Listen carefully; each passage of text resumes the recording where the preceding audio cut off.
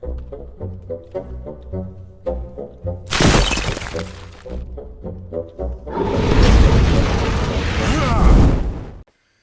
everyone, it's Riffraff Hornhelm and I'm back again with another presentation from the Dwarven Vault, and today we have a monster review, or if you will, a monster review wrap-up.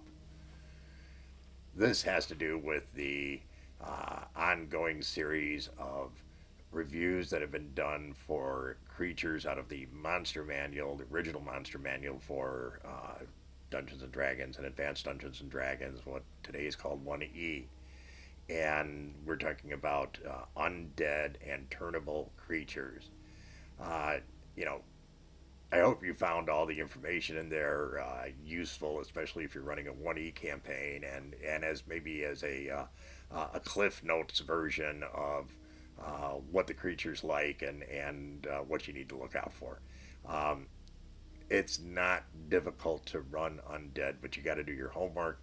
Low-level undead are pretty straightforward, and they can be loads of fun. Like anything else, it depends on the level of the adventure you're trying to do in terms of how high up in the pantheon of undead creatures you want to go. But a few takeaways, I guess, come from this whole discussion over time. One of them is that this is very simple. Every player should make sure that they have some kind of a undead kit that they're going to take with them in the event of having to deal with undead creatures. Early days of the game, that was pretty standard. When you were loading up your character at first, was to make sure you had this.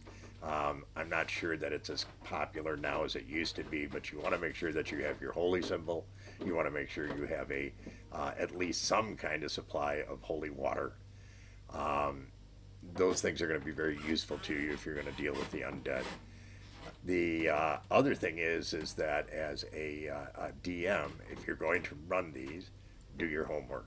Okay, make sure that you're conversant with all the things that the creature can do, because it makes for a much more fun scenario. These are not fun creatures to try and run by kind of fumbling from the book. So do your players a favor, take the time, be prepared. Last but not least, not by any means, since it's kind of the theme of all these monster reviews, is the actual aspect of turning. Turning is critical to both the cleric class. Turning varies quite a bit depending on what your level is and also what the level of the creature is. As a cleric, understand what your limits are. Obviously, the DM's going to help on all that kind of good stuff. And make sure that as a party, that you're invested enough in your cleric so that they're able to perform those functions in the party without having any difficulty. But really what it boils down to is support your local cleric. That's kind of like critical. So, hope you took some good information away from all of this. This is all going to be cataloged. I'm going to, obviously, on the archive, and I'm going to have a playlist that comes out with this entire series here very shortly.